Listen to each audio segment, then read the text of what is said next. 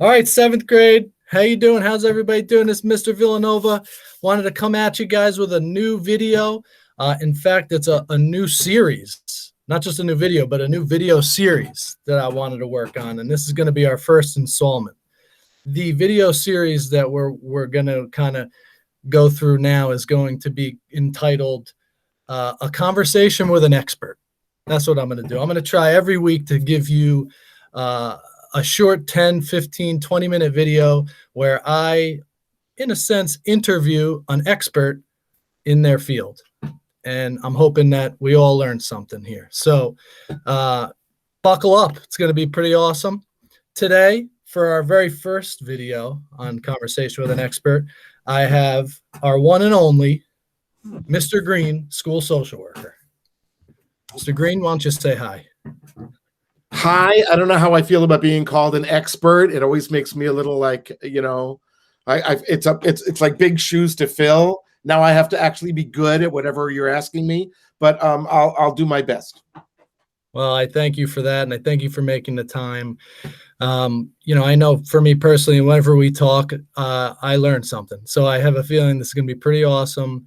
I'm pretty excited about it. So today, I thought we would talk a little bit about the teenage brain, the young teenage brain, because that to me is a topic that you tend to have a lot of info on. You just tend to know so much about it. So I thought we could pick your brain a little bit about what makes a middle schooler's brain unique.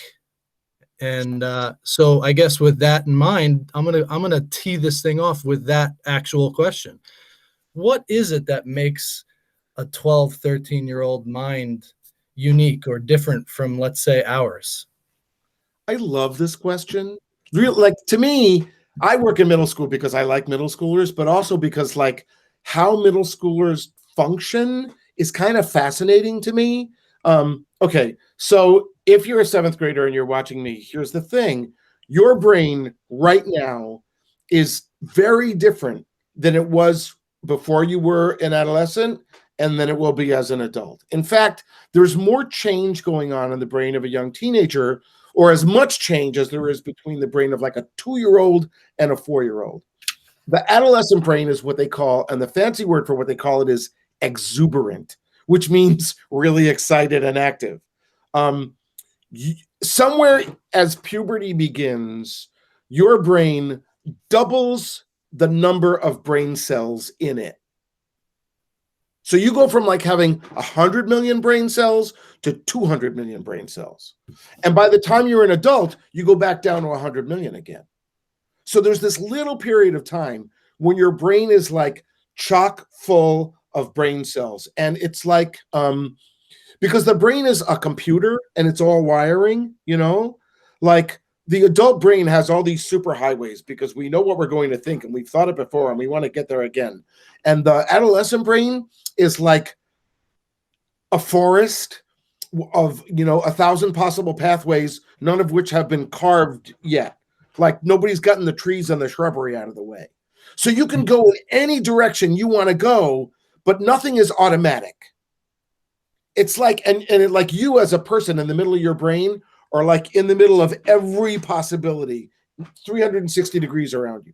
And that's what your brain is ready for. Now, there are some things about it that are particular, like there's a psychological theory that says that every age of humanity has a psychological task that has to be performed. And in adolescence, the task is identity, which means that part of you is working on the question, who am I? Like, who the heck am I? And there's a question that goes with that, which is, and is that okay? Right? Who am I and where do I fit in? Because we figure out who we are, not like sitting in a room alone or looking in a mirror, but looking at the things and people around us.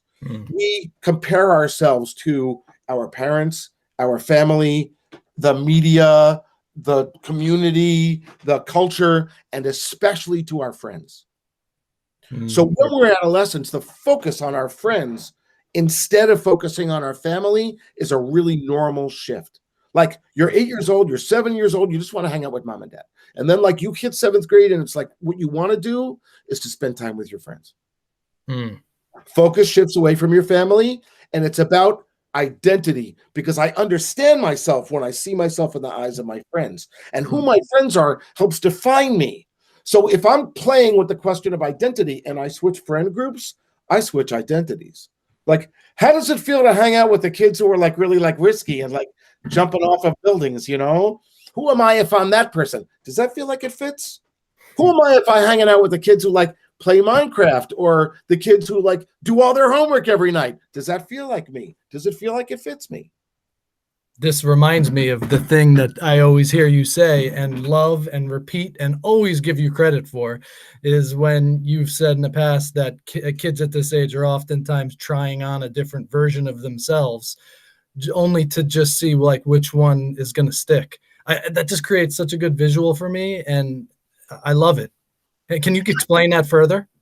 Well, it's this idea, right? Like identity, right, is a series of decisions. Who I am is who I decide I am, right? But some of it feels like me and some of it doesn't. And I think it's really normal to want to try these things out. Part of the adolescent brain is that our brains are, as teenagers, wired to reward us for taking risks. So like if I do something that's risky as an old guy, I may get a little pleasure from that. But as an 11, 12, 13, 14-year-old, if you do something that feels like a risk, your brain like gets showered with all those hormones that are like dopamine and serotonin, all the pleasure things, you know? You feel like, oh man. So we know that adolescents are wired for risk.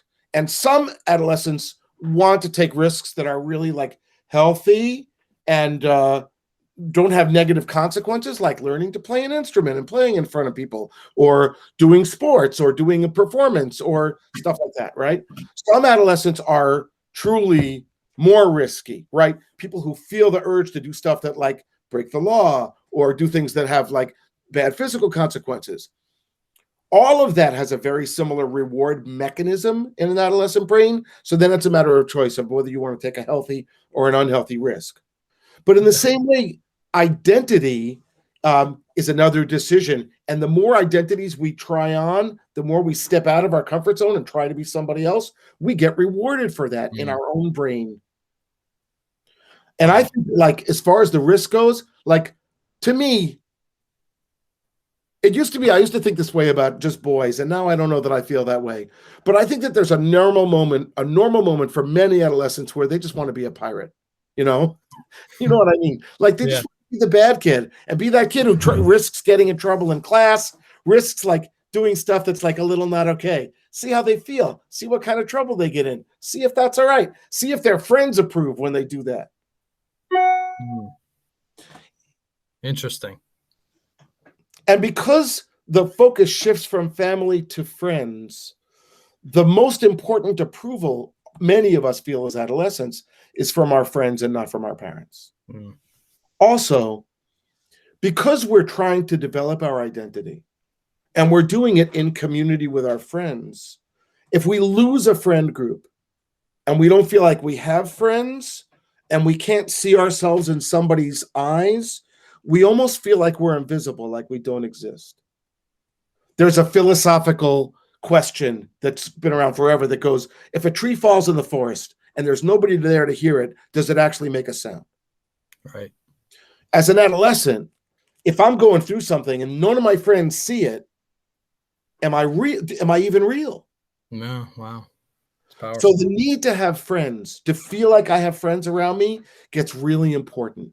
And it's important so that I can know I'm real as an adolescent. Now, I got to say, this is not true for every teenager, but it's true a lot, right? But if I feel like friendship is that important, some people feel like their friendship, their group of friends, is like a lifeboat that's only got so many seats in it. And if somebody has to get pushed out of that lifeboat, it can't be.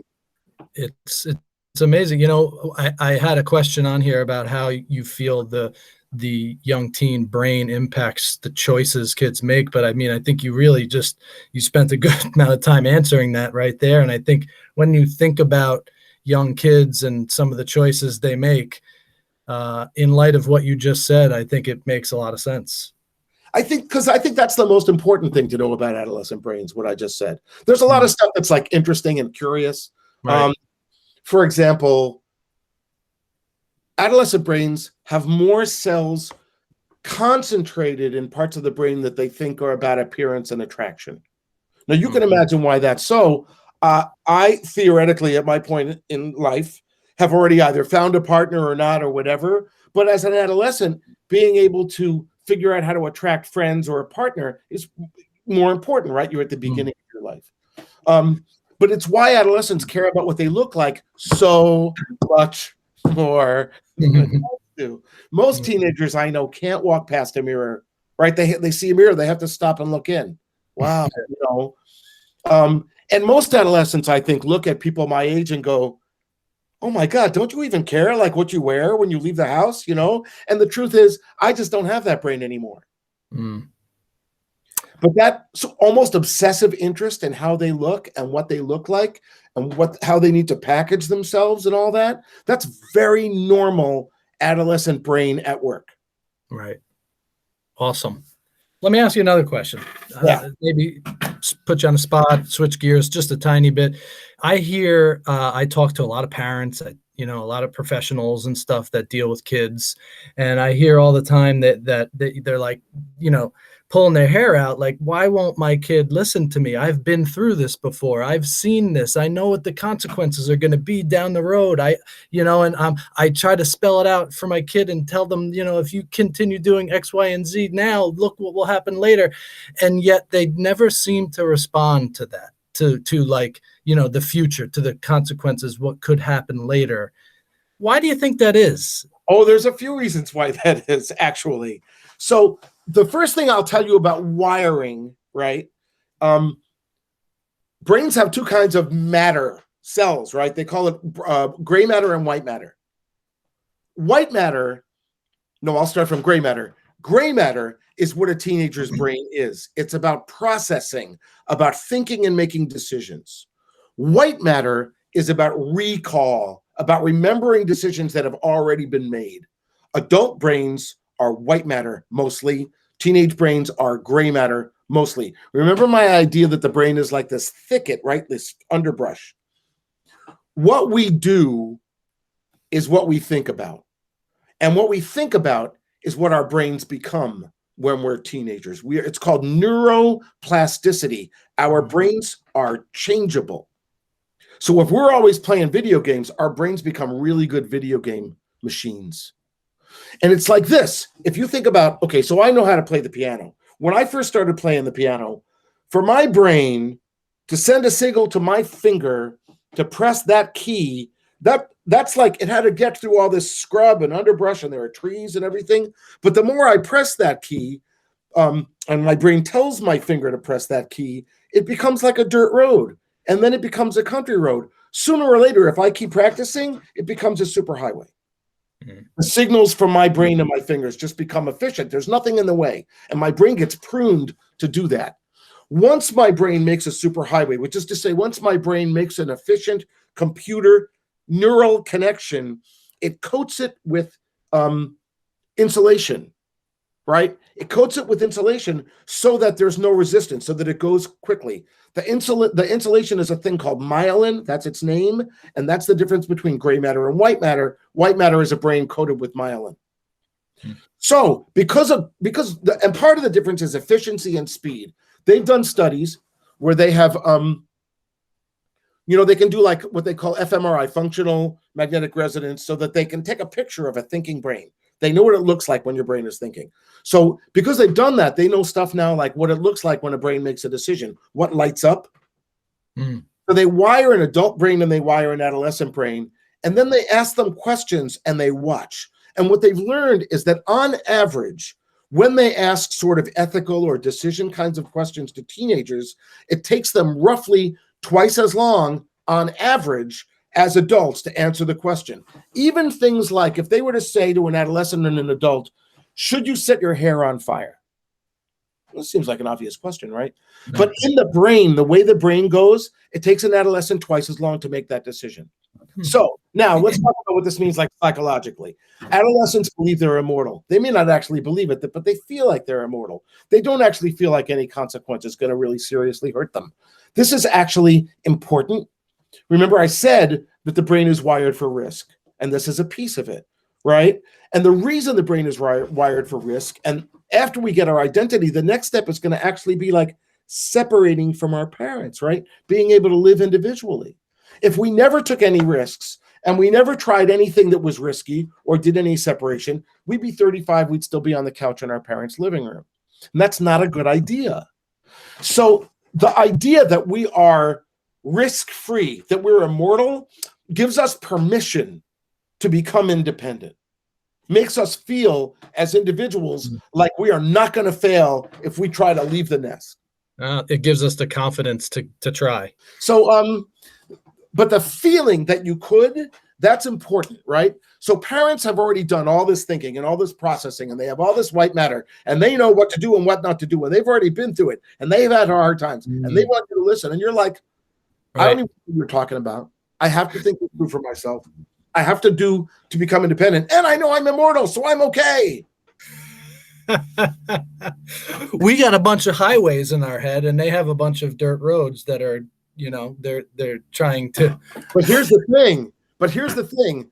Those dirt roads go in every direction. It's nothing but possibility. And our highways go where we have gone. That's right. And that's the biggest difference.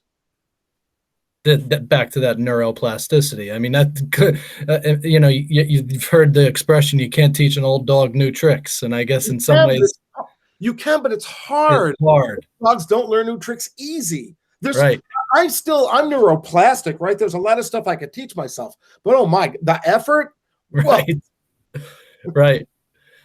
Awesome answer. Let me ask you this question. Again, as a guidance counselor, I work a lot with kids, and I do spend a lot of time talking about academics with kids and stuff. And one thing I noticed amongst young middle school kids is a tendency to avoid hard things. And I mean, I think that if you're a human to some degree, we all deal with that. But with the young kids in particular, it seems like the idea of like really like grit and perseverance and all that, it's more difficult for them. Tend to want to avoid that hard thing. Do you have anything you could say about that in terms of the brain? No. Oh, no. I'm kidding. Okay. So here's what I'll say. I think that all humans all their lives want to avoid hard things. I think that adults have learned that they can't, so they have figured out how to do the things they don't want to do. I don't actually believe that the brain is more or less aversive is the fancy word I want to use, like resistant to the hard thing. I just think that there's a point in your life where you learn, I have to, so I will, even though I don't want to. And I think we learn that by experiencing both the positive and the negative consequences of either doing it or not doing it.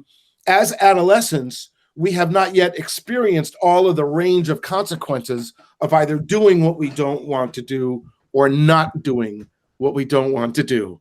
And I personally absolutely believe that the single most important lesson of middle school is this: I don't want to, but I'm supposed to, so I will.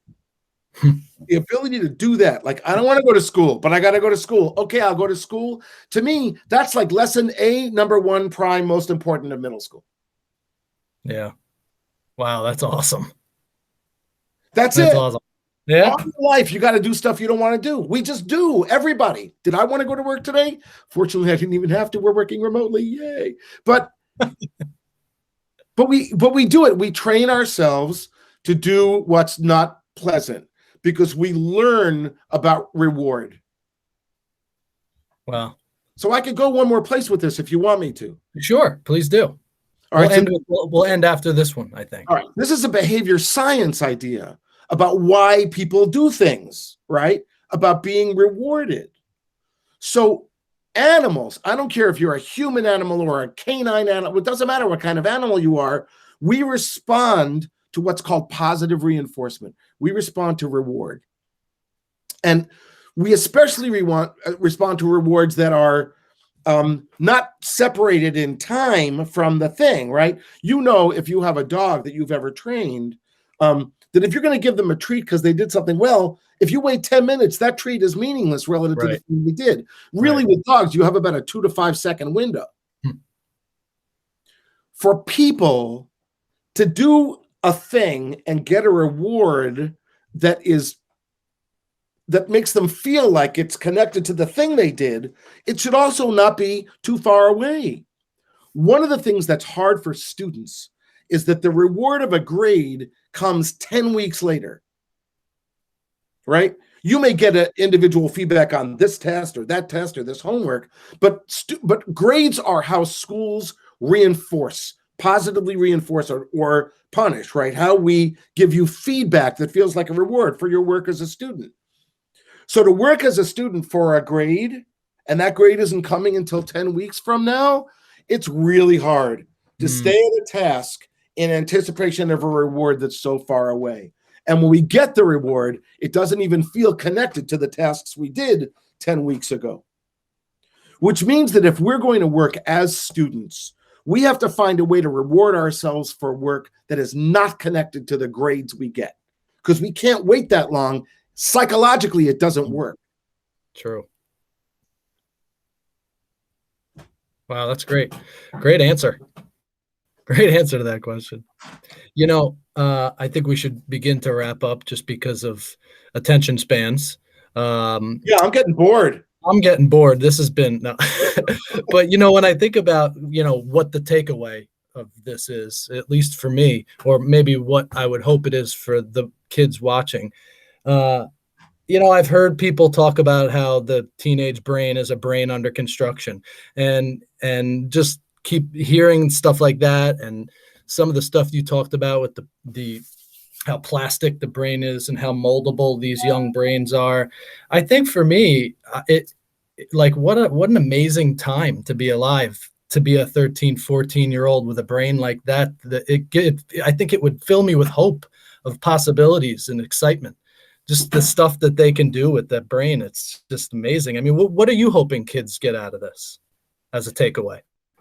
So I hope that that it gives them some like a feeling of confirmation, like, oh, I'm not the only one, or oh, I get that, or oh, that's why, or oh, it's all of us and not just me. You know, the thing about having all that possibility, and I know what you're saying about the hope that somebody would hear that and be really excited, but I can also imagine that kid sitting there going, that's a lot of pressure. That idea that I could like turn my brain into anything and I'm supposed to know what to turn it into. Now I just want to sit and you know, go like that. So we don't live our whole lives at a moment. All we live is a moment, right? All we do is we make a decision in the moment. We like, however much information you may know about the world or your brain or the cosmos or whatever, we can't do everything we know, right, at this second. What we can do is what's in front of us right now. And if we keep putting the what's in front of us right now together in a line, we end up in amazing places. But what I would say is, like, whatever you've taken away from whatever I said, don't try to carry all that, you know, tomorrow morning at 8:40. You know what I mean? True. Good. That's good perspective right there. Hey, you know, before we go, I want to thank you for your time. I really appreciate it. This was awesome. Every time I talk to you, it's awesome. This conversation just happened to be videotaped, and others are going to benefit from it too. But I just want to say to those that are watching and those that have access to Mr. Green, which is any 6th, 7th, or 8th grade student, Mr. Green's office is right upstairs, and he's available to you guys. His door is always open, except for when it's closed, but it's mostly open. And I'm sure Mr. Green would be willing to sit down and continue this conversation with any student that's interested. Am I right? Absolutely. And what we didn't talk about today are about the times when it gets hard, right? About the things that cause stress or anxiety or depression or any of that, or about the things that the ways in which our brains sometimes feel like a struggle. So what I want to say to you is, like, if you find yourself in any of those moments, or if you find yourself in a conflict about your friend group and that's important because of identity, whatever, and you just want to like send me an email or shoot me any kind of a message saying, can we talk? I'm so happy to sit down with anybody. Okay. That's awesome. And you know what? There just may need to be a part 2 of this so that we could talk a little bit about that stuff that you just mentioned. Anytime. My pleasure. All right. Well, I thank you. And until next time, 7th grade, we will see you again. Stay motivated.